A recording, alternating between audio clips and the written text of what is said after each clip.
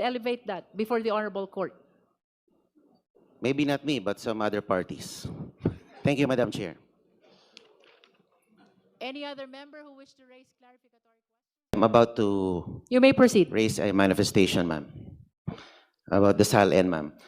First of all, let me state on record that the SALNs discussed were not attached in the original complaints. Hindi po sila kasama sa original complaints. And using the SALNs as a starting point without necessary predicate evidence supports the position that the investigation of the House of Representatives Committee on Justice is a fishing expedition. And if I may add, Madam Chair,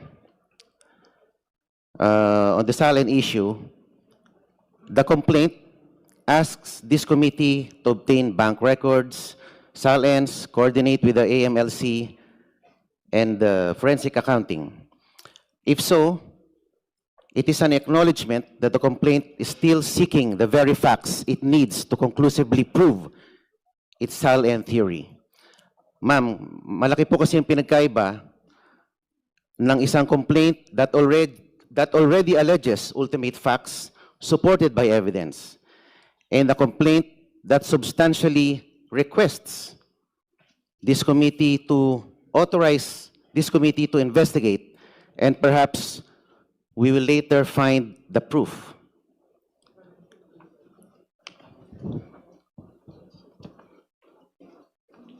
And if I also raise this observation, Madam,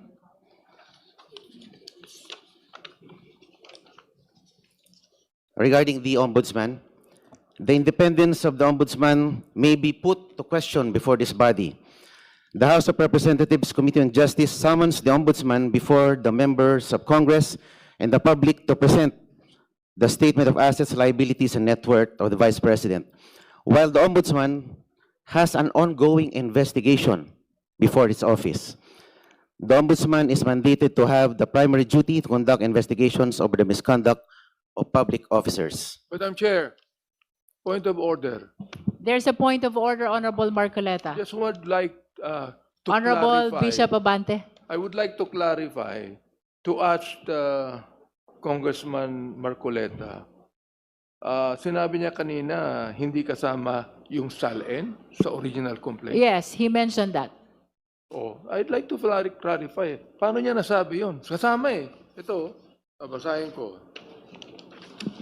Vice President Sara Duterte committed culpable violation of the Constitution and betrayed the public trust in amassing unexplained wealth and failing to disclose all her properties and interests in properties in her SALN.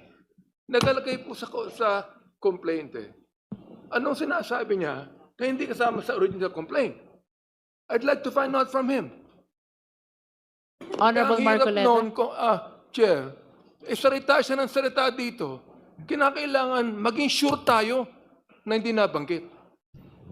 And if I may add, for the guidance of the honorable members and in response to the manifestation of the Honorable Marcoleta, I will be reading the specific paragraph where matters concerning SALN was mentioned in the complaint.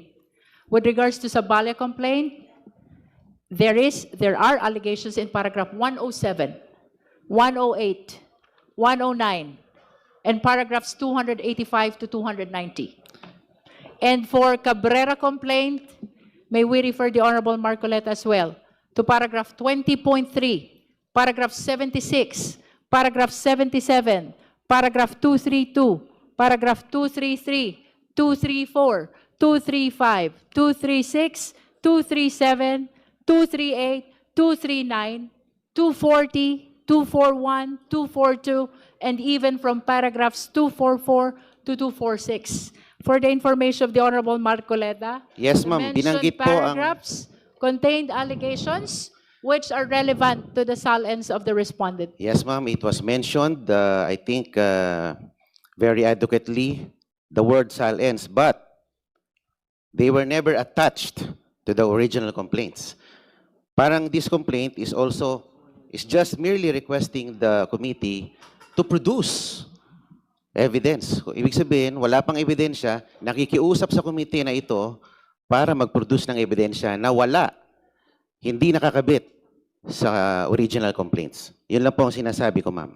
In other words, you admit that there were a lot of times that SALNs were mentioned in the impeachment complaint. However, They were never they were not attached. attached in the Opo. impeachment Wala pa complaint. pong ebidensyang nakalakip doon po sa complaint.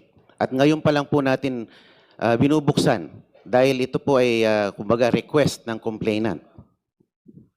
Please understand as well that the compulsory process that was granted to the Justice Committee is for the purpose of testing the sufficiency of the allegations in the complaint, whether the same constitute probable cause, which is Yeah. the mandate of this proceeding. Correct. So, with all due respect, Honorable Marcoleta, it is our humble position that all the actions of this committee, including the issuance of subpoena of all these questioned SALNs by Your Honor, is in accordance with the rules of impeachment, the Constitution, and even with the decisions of the Honorable Supreme Court.